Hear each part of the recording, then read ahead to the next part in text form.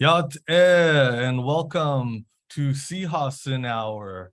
My name is Mahayo Manus, and I'm the Public Relations Director with Yehal Nido, that does business as the Navajo and Hopi Families COVID-19 Relief Fund.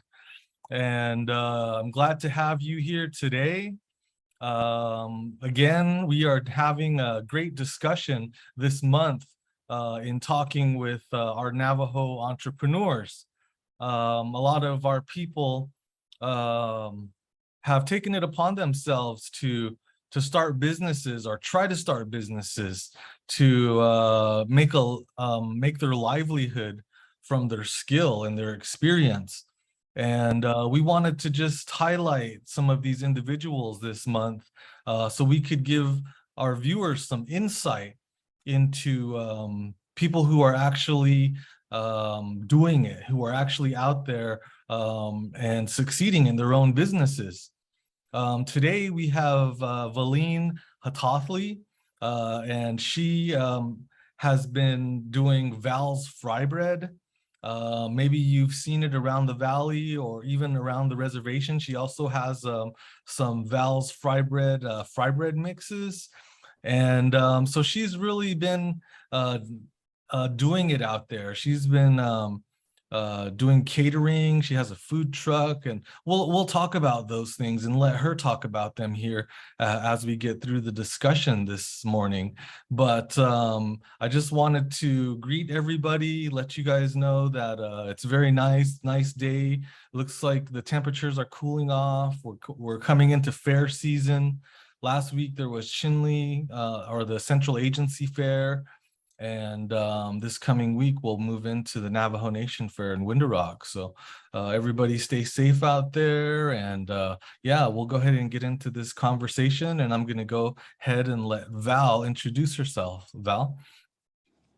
Yat Valene Hatathlie, Shiapi Batoni Michelin, Twitchini, Bashichin, Ashin Dashiche, Do Tetas Gijni Dashanella, Kut Algo de Nesson Nishle, Tekon Hasana de Nasha.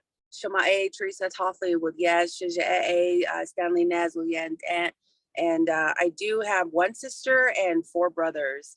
I grew up on the Navajo Nation, and I did go to school at Dene College. I was there for a couple years, and then I transferred to ASU where I got my bachelor's and my master's degree.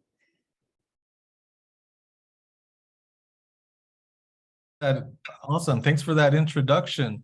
Well, I'm glad to have Val here today, and you know, a lot of the times we see our Navajo people vending, and if you go to any town across the reservation, you'll see people who are set up on the roadsides, and even within your own communities. In the mornings, you know which vendor has the best breakfast burritos, and so they through their skill and their let's see, what would you say, their want and their ability to do it on a daily basis.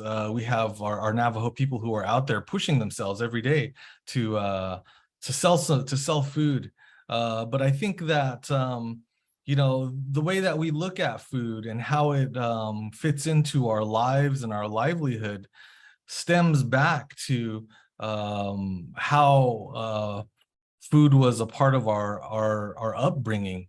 And so I wanted to ask Val just real quick, you know, or maybe just talk to us and tell us a little bit about your first recollections of learning how to make Frybread and tortillas and any other food that you might have been taught to make at an early age. Yes, thank you. So when I was growing up, my grandmother had 11 children, and there was all my cousins and stuff. And my mother is kind of like at the tail end of the kids. She's like the third from the last child. And so I had a lot of cousins growing up. My grandmother had a small home, but she had a big homestead. She had horses and cows and sheep. We had chickens, and then she was a master weaver. Her name was Bessie Hatathlie. And so I remember times where we were always working with the animals outside. And, there was a lot of people there. So there had to be a cook.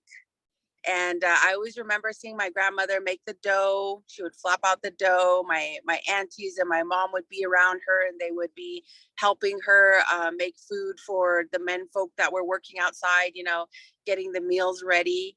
And I would just sit there and I would just watch. I wasn't playing with my cousins or anything. I would just sit at the table and just watch them make the food. My grandmother would give me a piece of dough to play with. And in Navajo, she would talk about how it's important to do this and that with the dough, different kind of techniques. And I just listened and I just played and I tried to mimic what she was doing. And then she would take my piece of dough and then make it into a tortilla.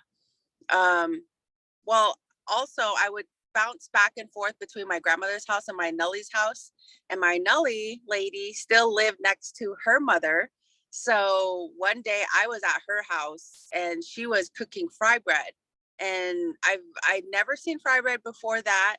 So I was intrigued by it. And I sat at her dining room table and I watched her. She made the dough and she was flapping out the Frybread. And for me, the funny thing was seeing the grease in the pan. Wow. Is that? And so it was just interesting to me. And she gave me a piece of dough and she told me to flap it out. I was like, what? I was probably like maybe 6 or 7. And I was like, okay, so I tried to flap it out the best I could. And I was trying to remember the things I saw my grandmother do. And I gave her the end product and she got mad at me. And she told me, this is not how you do it. You need more practice. And then the rest of the day we sat there and she had me flap out all the bread. She told me how to do it repeatedly, everything until it was almost perfect. And then she was like, okay, you're done. But, to sit there with me all that time and to instruct me through the whole process over and over and over again, for me, I don't see a lot of people doing that to their own kids. And I do appreciate that she did that for me. So when I went back to my grandmother's house, people noticed. People were just like, what? She can flap out bread? And so they're like, okay. So they taught me how to make dough. And my aunties, they were kind of strict with me. They didn't want any dough on the side of the bowl. They didn't want any flour at the bottom of the bowl. There had to be a perfect round piece of dough. And so that's what I did. It took a lot of practice. And every time there was a meal to be made, people asked me to go cook the food, make the bread for family get-togethers, for simple dinners, and the holidays, during ceremonies. So I knew how to make the dough. I knew how to make the tortilla bread and stuff. And, my technique started way back when. And now it's to this point where I can make fry bread and it's very good. It's very fluffy. It's very golden brown. And there are a lot of techniques that go into it. People ask me, how do you make it like this? How do you make it like that? I'm like, there's different kind of ways you can get that end product. And so I try to walk them through what they could be doing that could hinder the result.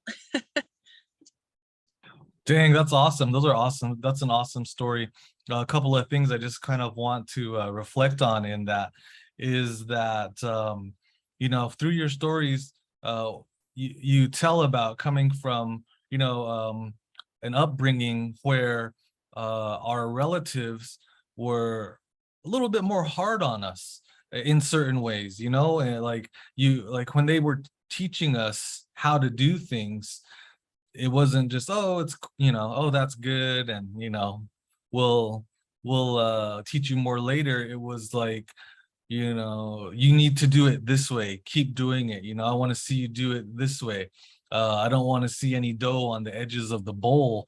I mean, those are, and just, like maybe even being dissatisfied with how round your dough or your bread is.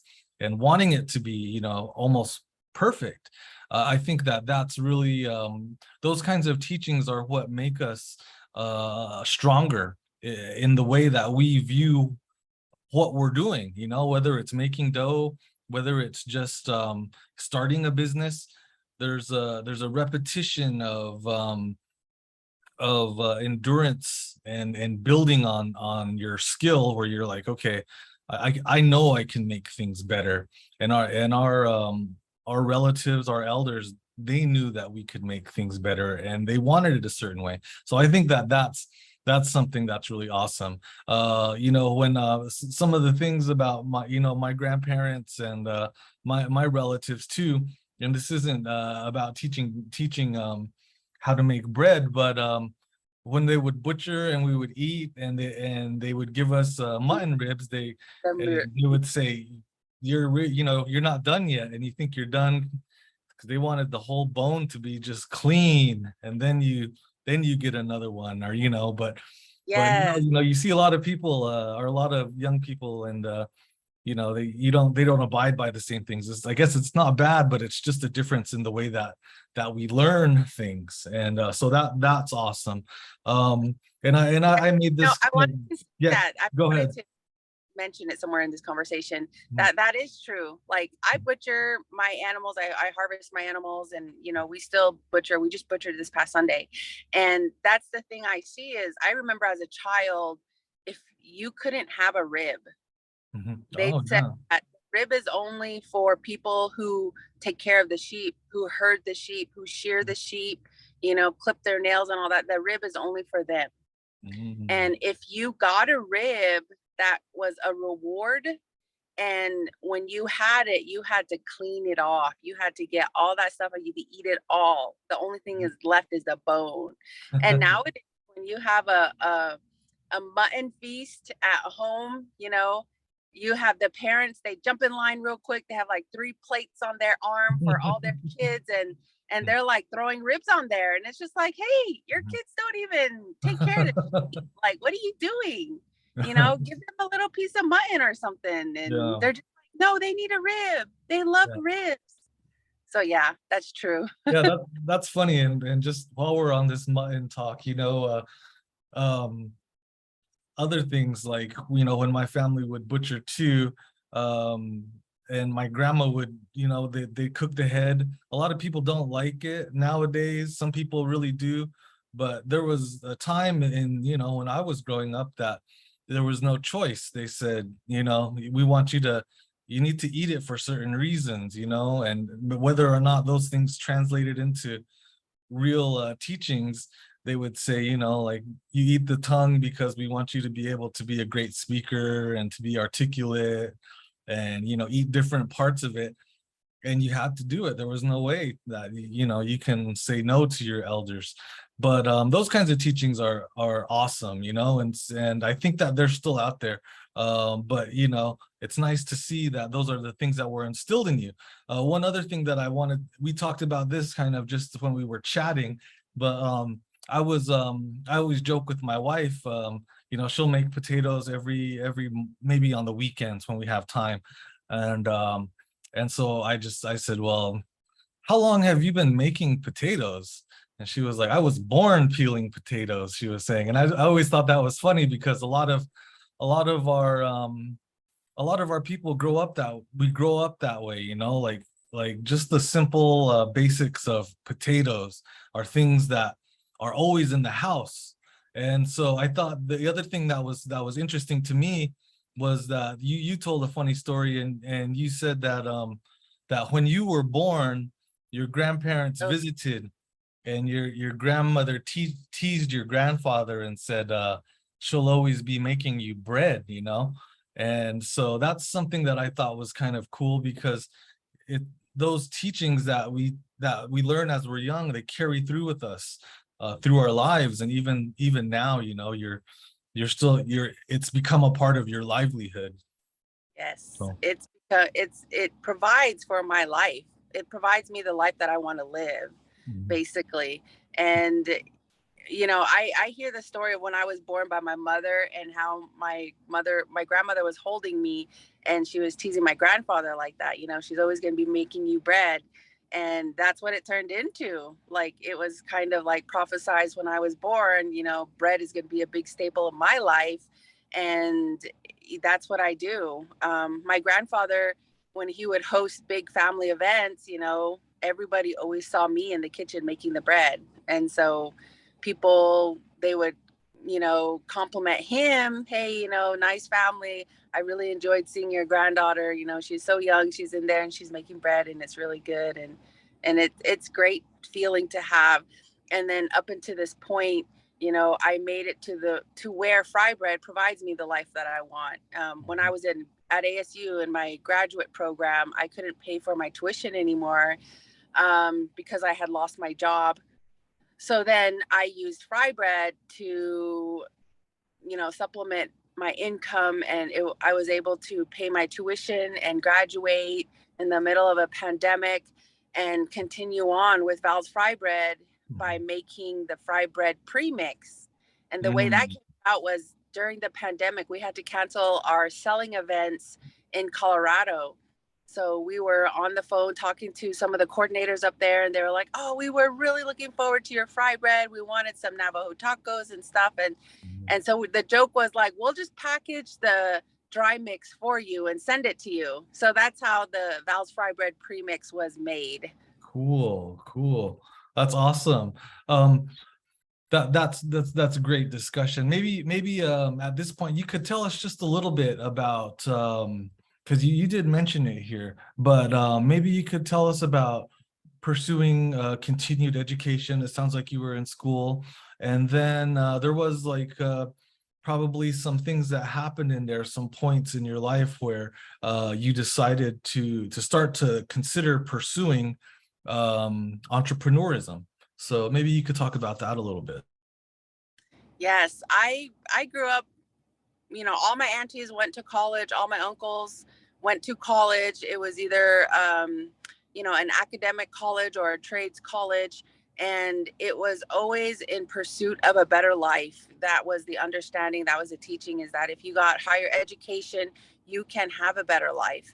And so when I was in high school, my mother started working towards her bachelor's degree. So it was kind of funny because we both started college at the same time. And, me and my siblings, I had five other siblings. And, somehow we made it through college. And then my siblings were in high school at the same time. And, it was just this constant effort to get your education. And it was difficult, but we understood that this is going to lead to a better life for us. This is going to help us in the long run. And having self-awareness was the big thing, understanding yourself first before you put yourself out there to pursue a field of study in whatever you wanted to go into. That was something that was taught very young, and it's still carried on in my household. So we still encourage the younger generation to go to school, and we try to help them understand that it's going to provide a better life for you. So I started, when I first started college, I didn't know where to go or what to pursue. And I sat with my grandfather, and I had a conversation with him about the different fields of study I wanted to go into. And a big part of that was in the medical field. And he had some concern about that because he didn't want me near, the morbid stuff. And so he was just like, you can't be, messing with other people's blood. That was the other thing. And so it shut down a lot of the areas I wanted to go into, I wanted to study. So his next suggestion was, why don't you go to Dene College? That's your grandfather's college. Go over there and go learn something. And I thought about it. And my grandfather is Jack Hatathlie. His brother is Ned Hatathlie. And Ned Hatathlie was the first Navajo college president of Dene College. And so Robert Russell established Navajo Technical College. And then, it became Navajo Community College, and then Dene College. And so that whole process, the Hatathlie name is kind of echoed in there. Mm. And so he told me to go there. So I went there and I went into Diné studies, and it was amazing. It was like everything that the other side, I guess, of Navajo that I didn't know. I grew up at my grandparents' homestead, learned the animals and some of the teachings that go along with the ceremonies. But when I went to Diné College, it was just like so much more knowledge. It was so beautiful. I appreciate my time there. And back then it was only a 2-year college. So I was like, I'm out of here in 2 years. And that's what I did. I went straight to ASU. It was a smooth transition. But even when I got to ASU, I still experienced the culture shock, even though, I went to the community college, then going to ASU. And like, for example, I thought the internet was free. I had a little in my apartment and I'm just like, how come this is not working? And then my roommate at the time, she's like, didn't you pay for internet? And I'm like, you have to pay for internet? Like, even riding the city bus, I thought that was free too. And they're like, no, it's like $1.35. And I'm just like, what? I don't have no money. Like, I experienced that culture shock when I first came to Phoenix and nobody told me. So learning a lot of things on my own and then going to class, and I didn't have that direct communication with my professors. So that was kind of like, what is going on? I didn't really understand, because at Diné College, you can go right up to your professor and talk to them. Whereas ASU, it's not like that. And back then, I didn't feel that there was a strong Native American support system at ASU. And I advocated for that. But at the same time, I had other things I had to do. I had my classes and stuff, so I didn't pursue it as aggressively as I wanted to. But now, when I do go back to ASU for talks, or if I have to cater an event, I still stress that, and I talk to the leadership about that, and I really grill them about the kind of support that they're providing the Native community, and I make sure that all the students are familiar with something they call compassionate withdrawal. Only because the first semester I was at ASU, my brother had passed away right before my midterms. Oh, And wow. I was distraught. I went to speak to the Native American Support Services person, the office manager and stuff. And I even tried to go to therapy at ASU. And people were just like, okay, well, you have to prove it. You have to bring in documentation that what you're saying is true. Wow. Or like, you can only have one therapy session. And some people were just like, well, I'm sorry you went through that. And that was it. And I was not familiar with the compassionate withdrawal. So every time I'm Wow. around students, I'm just like, hey, anything happens, advocate for yourself and just know this is what it's called. Because through my whole career at ASU, I tried going to other places to try to find some kind of remedy, because I was worried that my grades during that time, they really brought down my GPA. And so my understanding was, if I don't have a high GPA, I can't get a good job and I can't live a good life, kind of thing. Yeah. So I always tried to find a remedy to my situation. And it wasn't until I graduated, until I got my bachelor's degree in hand, somebody was like, oh yeah, it's called compassionate withdrawal. Yeah, we can get the process going. And then they came back and they're like, well, your records are already sealed. We can't do anything. So I'm forever stuck with my undergrad GPA. Oh, But wow. it's a big thing for me to go to like NAU, ASU, to Fort Lewis, New Mexico University. I've been part of events in those areas, and I go to the Native American Support Services, and I'm just like, what do you have? What do you offer? What are you doing? How are you providing for these Native people? And they're just like, whoa, they're kind of taken back a little bit, because I'm such a strong advocate for them. Wow. Yeah, that sounds awesome. I mean, it really does sound like even though you weren't able to pursue a certain type of a health program like you had originally intended, the way that you looked at education and some of the programs or the way that they're able to support native students, and probably even all students, but native students in times of loss is something that you were able to kind of pursue and just talk about, you know, and to continue to do that is really important. Because yeah, I think also that when we look at our students who are going to universities, it's different sometimes in terms of what they have to do um, when they lose a loved one, or the things that they can't do. You know, there's so many things as natives that we have to oblige or we have to follow through in our cultures. So that's important, and I'm glad that you are a real proponent of that kind of work.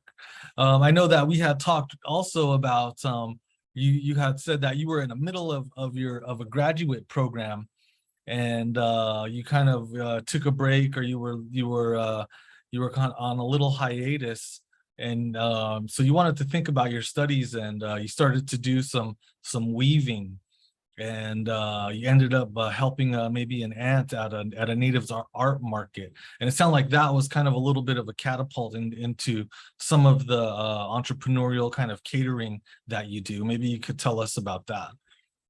Yes, when I was working with ASU and I was going to school at ASU at the same time, and I got to the benefit of having free tuition.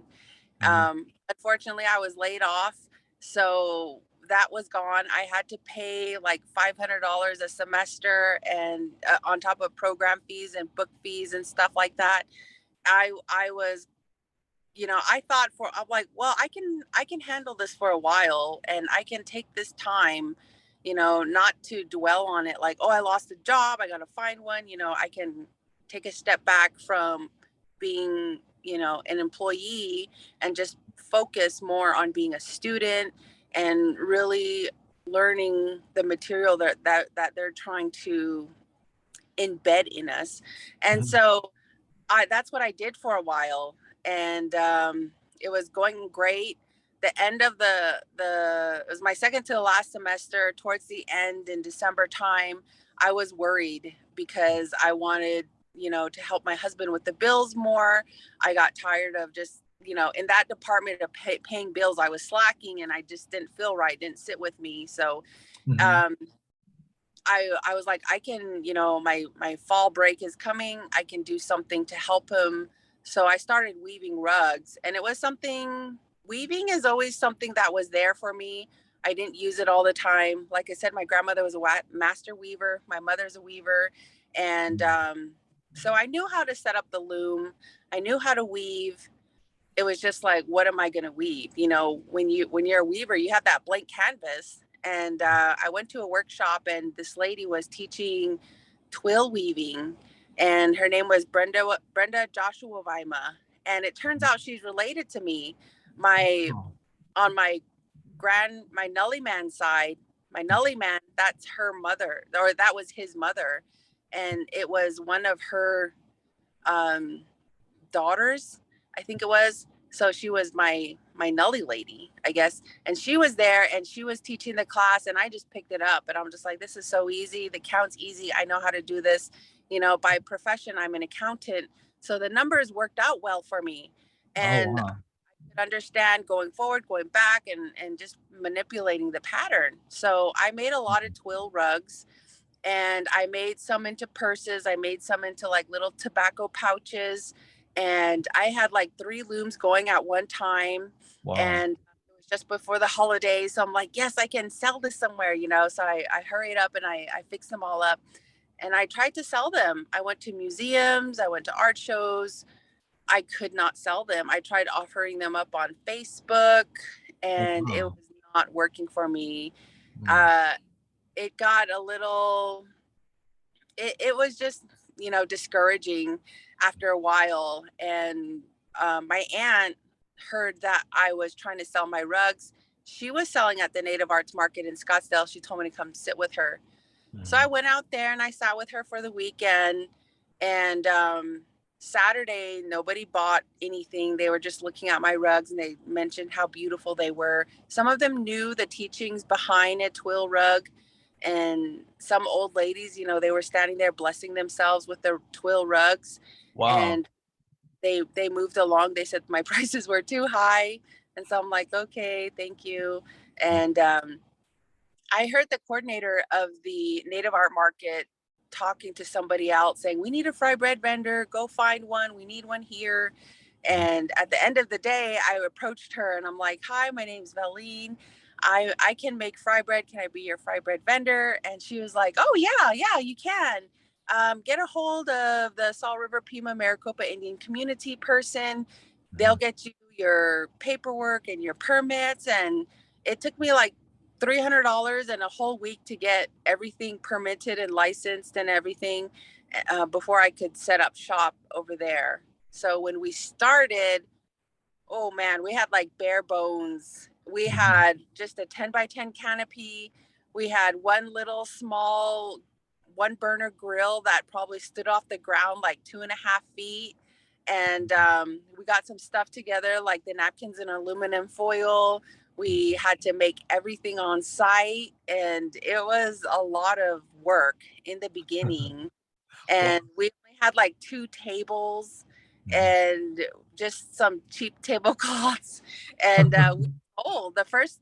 I was really nervous the first sale. You know, at first I was going at it like, okay, we got all this equipment, I got all my material, let's set up shop. And then like the morning of the first sale, I was so nervous. I'm like, oh my God, what if nobody likes my fry bread?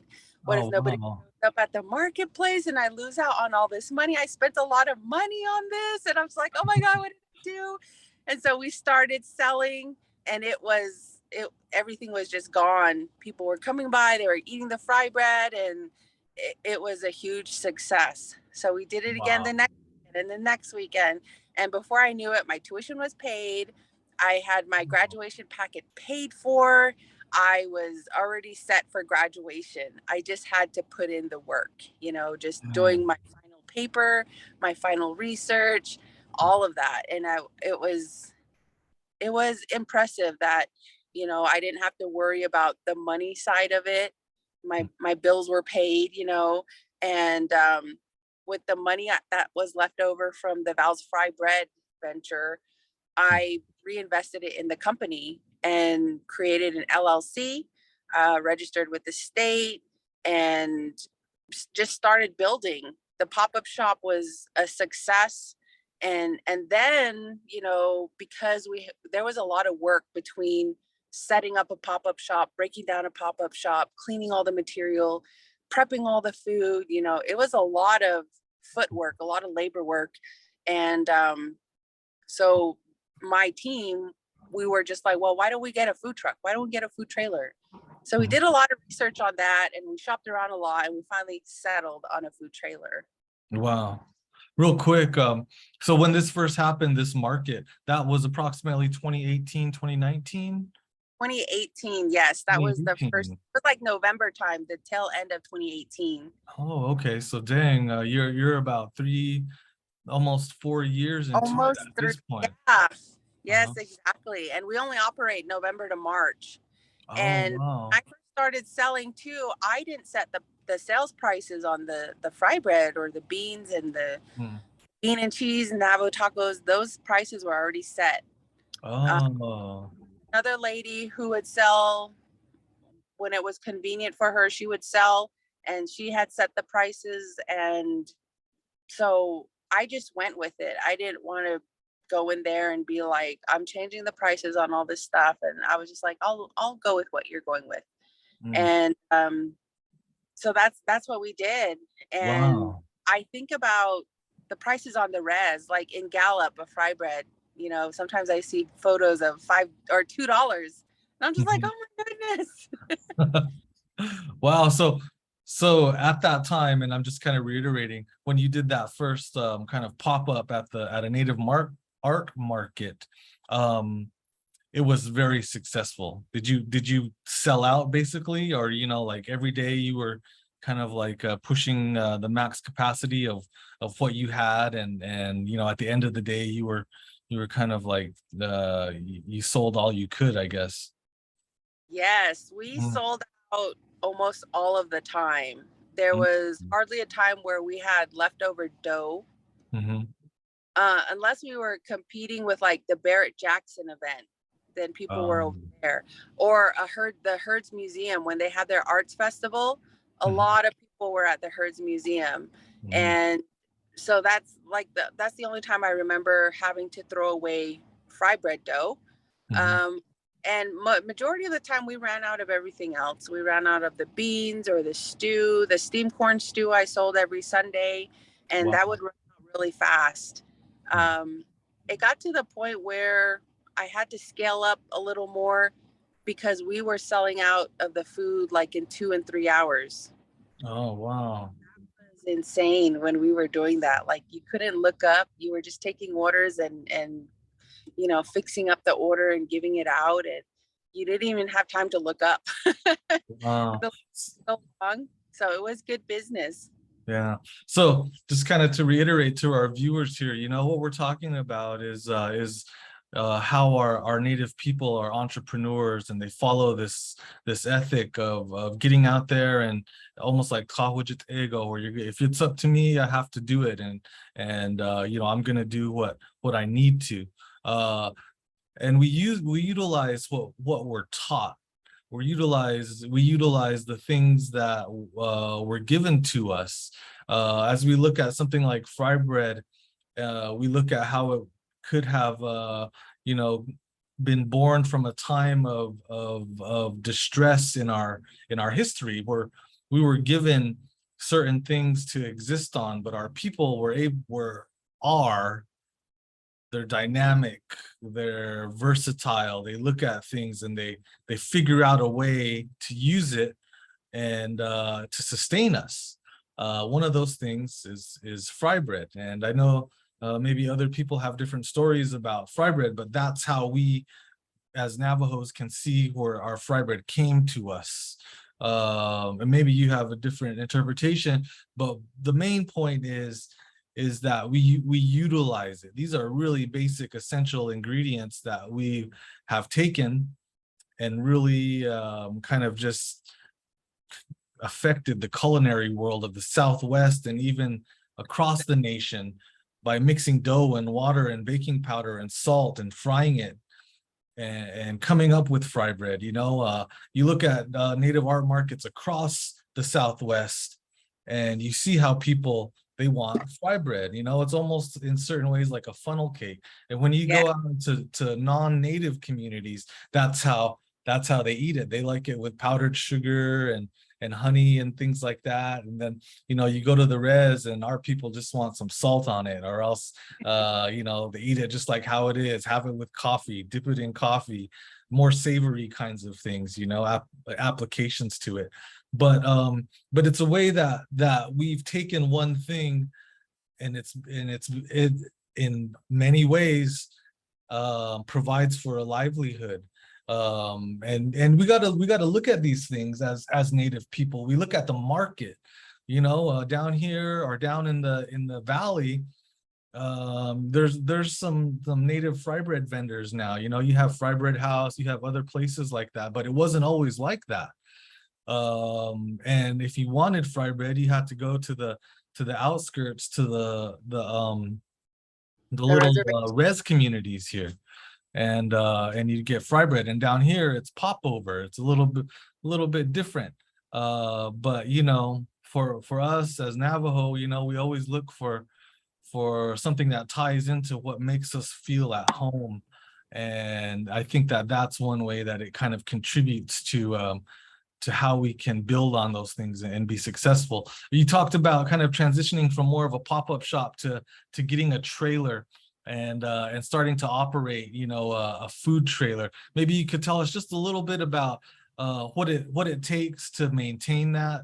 I know that you have to get some licensing or just kind of checks on it, and then also maybe tell us a little bit about catering and how that plays into some of your entrepreneurism. Yes. So getting started with Val's Frybread first, the people just started calling it Val's Frybread. I didn't put a name to my little pop-up shop. But luckily, my brother-in-law is a business type person. You know, he studied marketing.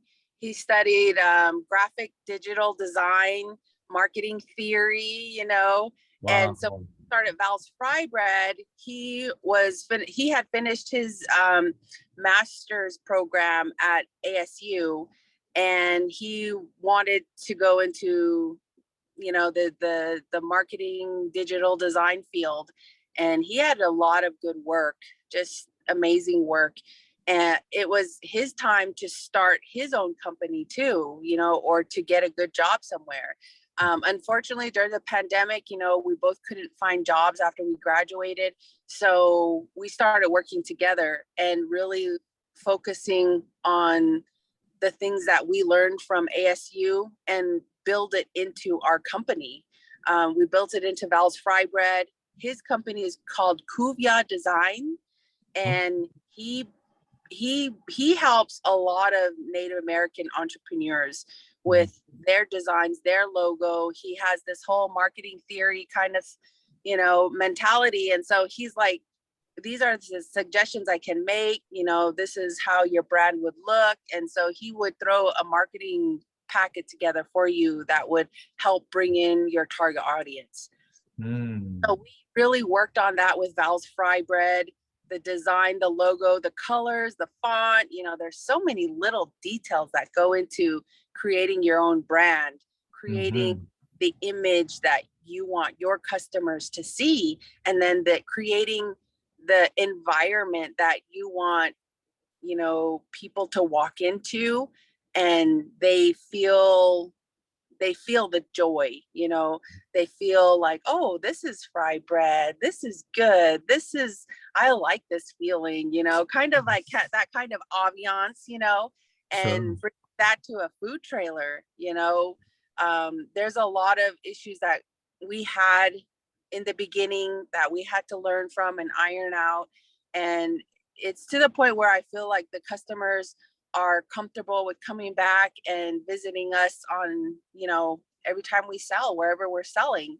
And the social media platform that Val's Frybread has is really great. But in the beginning, I think that was the crucial time for us to build the brand, to build our image. And Kuvia Designs helps a lot of Native entrepreneurs just start out that way, you know, to start out their first step, you know, the best way that they can for their business. Yeah. And I always give him a shout out because he does great work. And he's always busy now. He's always helping people, and I really appreciate that. And it made my business a success. It makes his business a success. Cool. So that's really awesome, especially, you know, sometimes we don't think about those things in terms of marketing. Marketing's huge, especially if you're becoming starting a business. Yeah, you know, I mean, you mentioned quite a few key elements of design, you know, colors, fonts, you know, how does it sit with people? How do they look at it and they want to learn more about it? But it's really, and those kinds of things are professional things that we have to think about when we're undertaking a business, you know, because a lot of times, you know, we might think, oh, I can do it, I'll just, you know, I'll go on Photoshop and do something, but there's a whole theory behind how design works and works successfully. So that's awesome. Yeah, we all need those things. And shout out to, what is his name, Kuvia Design? Yes. Kuvia Design, yeah. Maybe we can put his link in the chat or their link in the chat as we move forward here. I just want to also just you talked about getting the trailer, you've done some licensing and stuff like that. Were there any obstacles in terms of doing that? That it wasn't really an obstacle. It was, yeah, sometimes it was really difficult to work with two different kind of agencies. Like I had to work with the business corporate or Arizona Corporate Commission and then the Secretary of State website.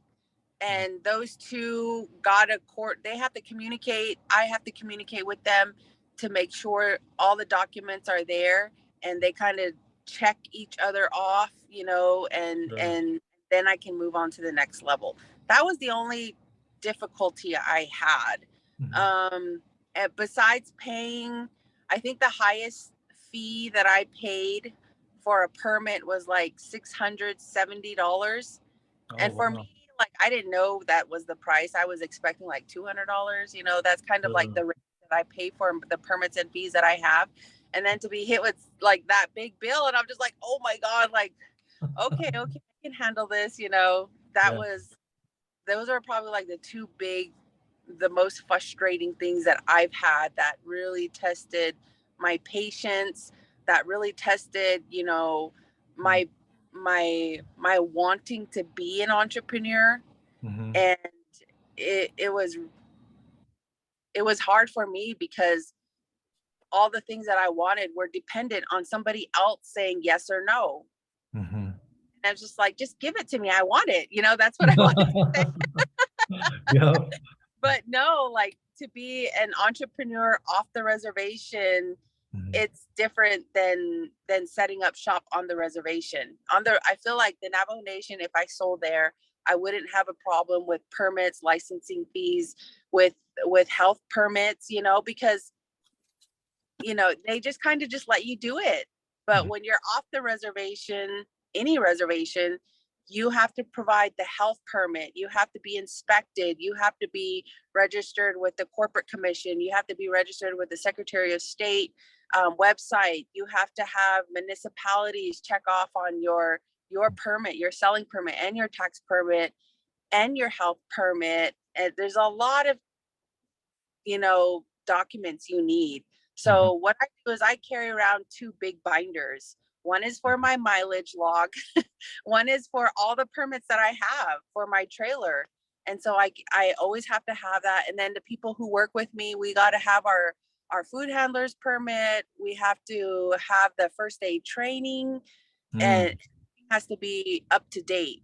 So, you know, people come to my food stand and they're like, $5 for Frybread. I'm like, yeah, you know, that's, you know, it's not you paying a big fee for one piece of fry bread, and I guarantee it's going to be the best fry bread you ever had. But you're also helping pay for all these permits and licensing fees, and for my workers to be there. You know, we all have to come together to make this business what it is. So Sure. yeah, when you have a fry bread at Val's Fry Bread stand, it's going to be the best and it's going to be great, but it's going to be $5. Awesome. Tell us just really quickly. Usually, I know maybe you concentrate on maybe four or five items. I mean, obviously, you're selling fry bread. You'll do a Navajo taco. You do beans and cheese. Sometimes you do a stew. I don't know if you do Navajo burgers every once in a while, but in that, you know, take just kind of maybe running us through a typical day. You know, you have a location, you're going to pull your trailer over. When do you start preparing, you know, and then how long does it take? You know, you get to the site, you start, you know, everything's already prepped, etc., and then breaking down. Maybe you can just kind of give us an overview of what a day in the life looks like of you know, a Val's Frybread sale. Okay.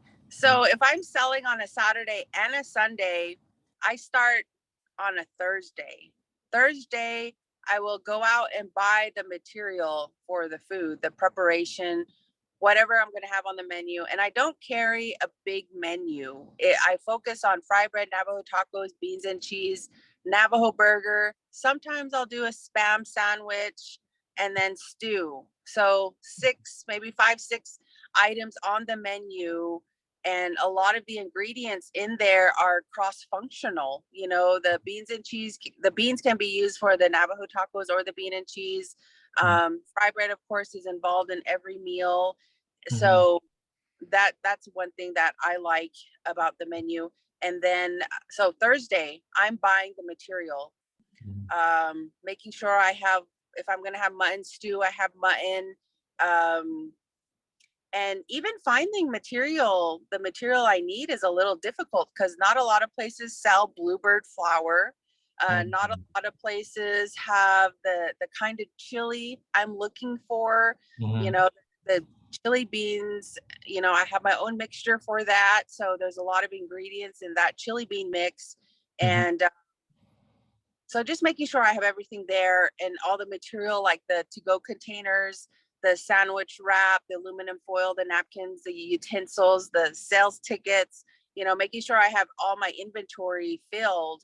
And then Friday, that's when I'll start prepping, fixing the beans up so that they cook all night. The stew that I make will cook all night. Um, Mhm. and then I wake up, let's say I go to bed like at 10. I'm up at 12. I'm up at 2 a.m. just checking the beans, checking the stew. And then 4 a.m. is when I'm awake. Just start making the dough. And then you have to let it set and then roll the dough and then just put it in the boxes and stuff. Everything goes into the refrigerator or the freezer.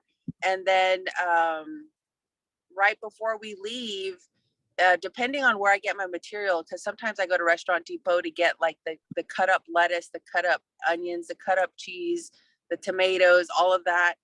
They usually have everything prepped for you. But Mhm. sometimes where I cannot find shredded lettuce or Mhm. chopped up onions. So the hour before I leave, that's when I start cutting all that stuff up. It doesn't sit well with me when you prep those kind of vegetables the night before because it sets too long and it kind of gets wilted by the time you serve.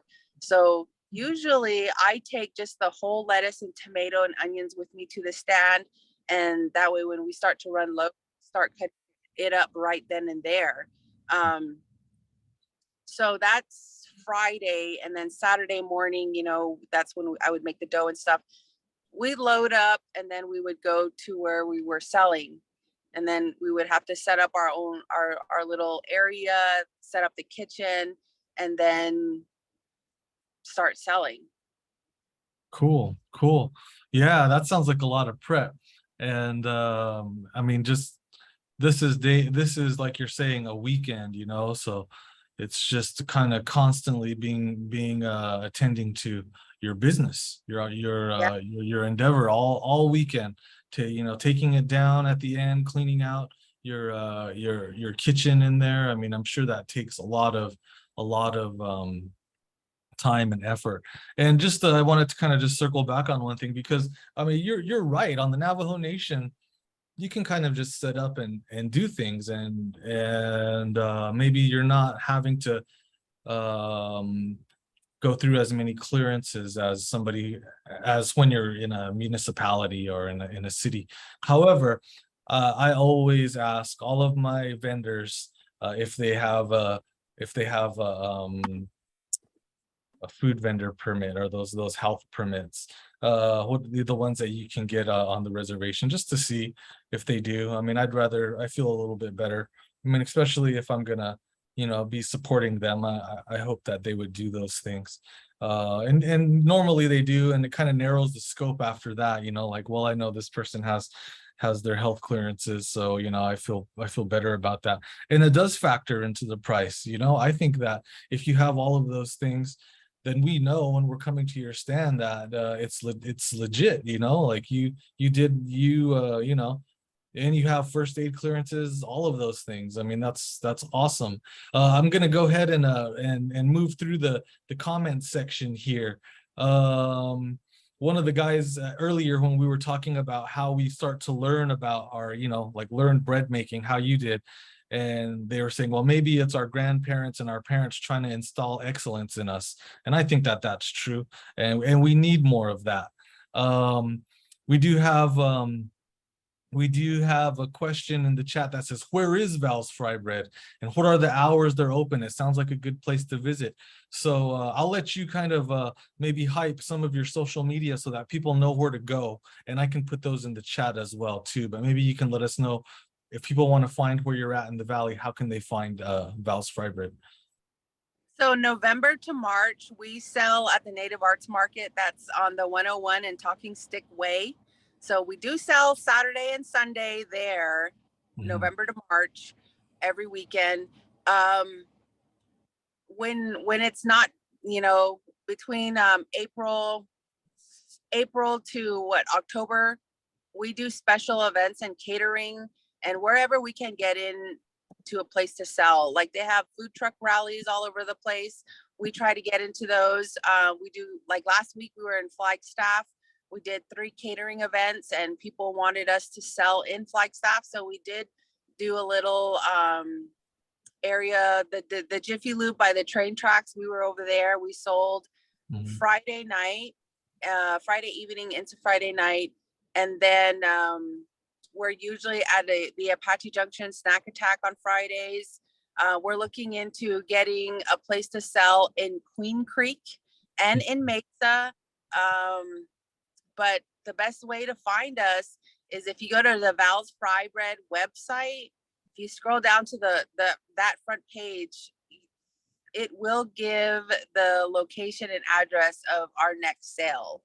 So I know we haven't updated that yet because we haven't had any sales lately. We've just been doing catering and special events. Our normal selling time is November to March every weekend at the Native Arts Market. If you would like us to come out to sell somewhere, you know, just invite us out, give us a call, or go onto the Val's website and just leave it in the comment section. Hey, come over here to sell. You know, we'll most likely do it. Yeah, that's Okay. basically. Cool. Yeah. Somebody asked also, does Val's have a secret menu? Do you guys have a secret menu or just Yes, we have a secret menu. Oh, and what? Holy cow. so on the secret menu is what we call it's called a dirty burger. So we have that. Sometimes spam is on the secret menu. We call it the sheep herder special. It comes with a fry bread, the spam, onions or green chili. Wow. Yeah, those so far like 2 of them. Oh, the other one, somebody wanted a fry bread quesadilla. Oh, wow. Yeah, so we do that too. And it's funny when I have people make those requests, I'm like, okay, we got that, you know, don't worry. Cool. Well, I'm going to ask one more question. Yeah, thanks for being here. We've had great discussion, and just maybe we could just in keeping this one brief, but we know that you make the best fry bread. So, but in your family, who makes the best fry bread aside from you? You know, who are some of the who would you want to, if you had to have your family make you fry bread, or you know, you heard they were going to be hosting a dinner, who would you say makes some of the top fry bread in your family? I would say my mother. She's a state senator. She's Teresa Hatathlie, the state senator of Arizona, and she represents the largest district in the United States. And she makes the best fry bread, but she doesn't make it because she has me and my sister. And sometimes I'm lucky, like if I'm really sick, I'll be like, Mom, I want some stew and fry bread, you know. She will make it nice and fluffy and everything, but she's very rare. Awesome. Well, hey, sorry Yeah. I didn't mean to cut you off, but yeah, thank you for being with us today. We're right at the hour. Go ahead and give out any last shout outs or anything else you might want to say as we come to the close of our discussion today. Shout out to Kuvia Designs and to Blue Nadant Sweets and Red House Delicates, because you know we kind of all band together and we talk about different events that are going on, and we call each other too to help boost our morale, because sometimes you know you do get down on your luck. Sometimes you do get a little depressed and sad, you know, but it's always a good person to call because we're all in the kind of the same industry.